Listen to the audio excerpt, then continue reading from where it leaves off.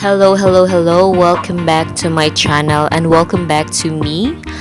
After 6 months, I want to break my silence by sharing you this video of my new recipe with a secret ingredient on it. Are you ready? So first, ibubuhos na natin ang ating white sugar sa isang bowl. At i-combine din natin ang ating oil. So make sure that you are using canola or vegetable oil. So please avoid using coconut oil para hindi po ito tumigas kapag i-ref na natin ito. We will combine the oil and the white sugar using a hand mixer. So i-whisk po natin itong mabuti. Although hindi po madidissolve completely ang white sugar, at least makombine lamang ito ng mabuti. Next, ihalo naman po natin ang ating distilled vinegar. Pwedeng ordinaryong suka lang naman po kung hindi po ito available. At ihalo din natin ang ating vanilla extract. At ulitin po natin ang procedure. I-whisk po itong mabuti.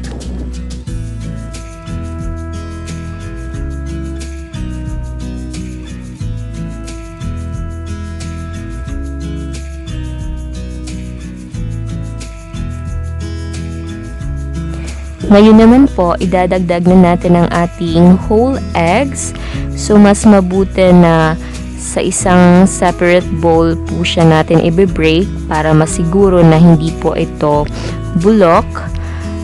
Pero yun, confident po kasi ako na fresh po tong itlog na nabili ko kay na Ate Nene. So, yun, dinirekta ko na siya. Isa-isa po natin tong ilagay. And then, i-whisk natin ito using the hand mixer.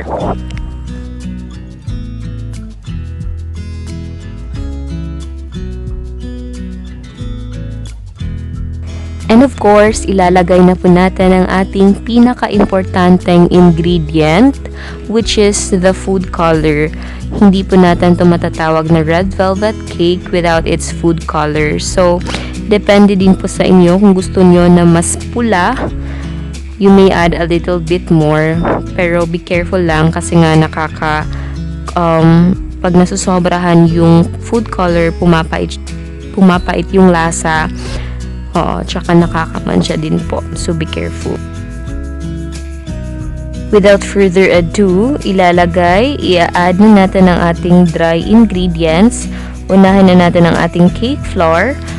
You may actually use all-purpose flour. Before, yung ginagamit ko is yung all-purpose. So, tingnan naman natin yung quality kapag cake flour yung gagamitin natin.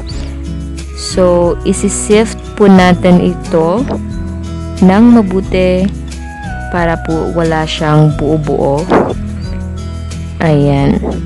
Sabay-sabay din po nating isi-sift yung iba pang dry ingredients. We have the salt, the baking powder, and the baking soda. So, isi-sift po natin ito. And then, we also have the cocoa powder. So, isi-sift din natin ito kasabay nung black coffee. Yung coffee natin without sugar yan, ha? Ayan, sift all together. So, ayan, imimix po natin ito ulit using the hand mixer. So, please mix all ingredients slowly and gently. Okay, so next step, after nito, i-reveal na natin ang ating secret ingredient. Wow, look at that. Very flavorful. It looks so beautiful, no? Ang pula niya. Alright, so our secret ingredient is no other than... Of course, we have the Yakult. Yakult para okay ang tiyan. Charing. So, I added 3 bottles of Yakult. Ayan. So, i-add lang natin siya. And then, again, we will mix it gently, slowly, using a hand mixer.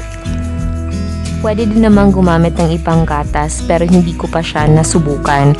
Ever since, Yakult talaga yung ginagamit ko as suggested by my colleague, Ate Grace. Shout out to you. Thank you so much for the recipe. So, even without the frosting, masarap na talaga yung kanyang cake itself. So, I think yung Yakult talaga yung nagdadala ng lasa. Siya talaga yung bida. Ayan, so since na-mix na natin lahat ng ating ingredients, ililipat na natin yung ating mixture sa ating pan. So, yung sa akin, gumawa po ako ng round cake at saka red velvet cupcake. So, with this mixture, nakagawa po ako ng 12 cupcakes and 1 round cake. I think this is only 6 inches, I think. So, yun.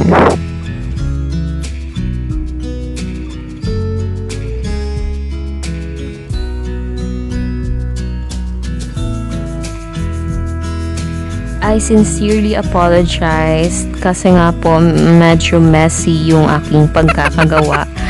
I've been doing baking red velvet cakes before, especially during special occasions.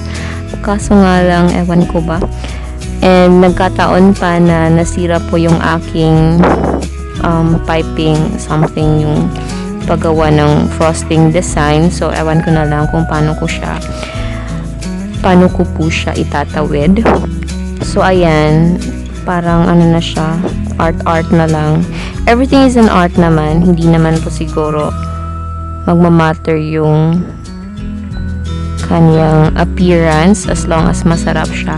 Anyway, hindi ko lang siya ibibenta. This is only for my personal consumption. Ibibigay ko lang po to sa mga office mates ko. So, finally, gagawa na tayo ng ating cake frosting. I'm gonna use cream cheese. And you may also use yung whippet na frosting. It was really good, especially pag kino-combine siya sa all-purpose cream and cream cheese. Kaso nga lang, hindi siya available at the moment. That is why nag-opt na lang ako sa cream cheese paired with white sugar and butter. Ito naman yung kadalasang ingredients na ginagamit sa ibang mga YouTube videos when it comes to red velvet. So, mukha naman siyang mabango and mukha ring masarap siya na frosting. We will see.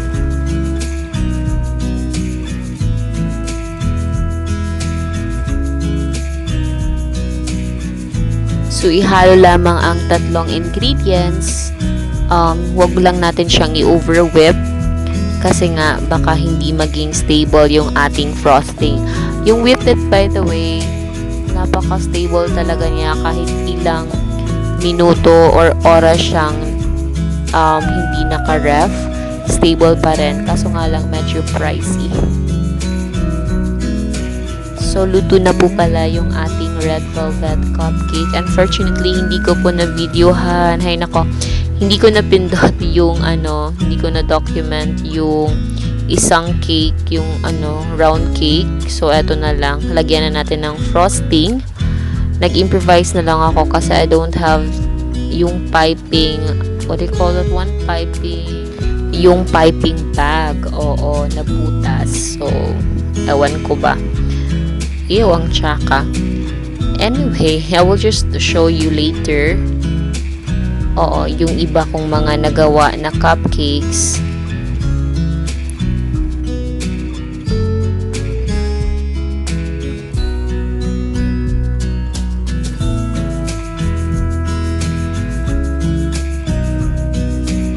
Tada! Yehey! Nairaos ko rin ang paggawa ng frosting design. I almost failed kasi nga kulang po ako sa gamit at nasiraan pa ako ng piping bag. Pero sabi pa nga, everything is art. So, nagawan din naman ng paraan. So, ayan po yung aking red velvet cupcake. And then, to be followed, yung akin ding, red velvet round cake. So, I will be giving this to someone na my birthday ngayon. So, ibibigay ko to siya. So, hopefully, magustuhan niya. Alright, thank you so much for watching. So, please like and subscribe to this humble channel. If you have any more questions, inquiries, just comment down below. I would be glad to answer all your questions. Thank you. God bless.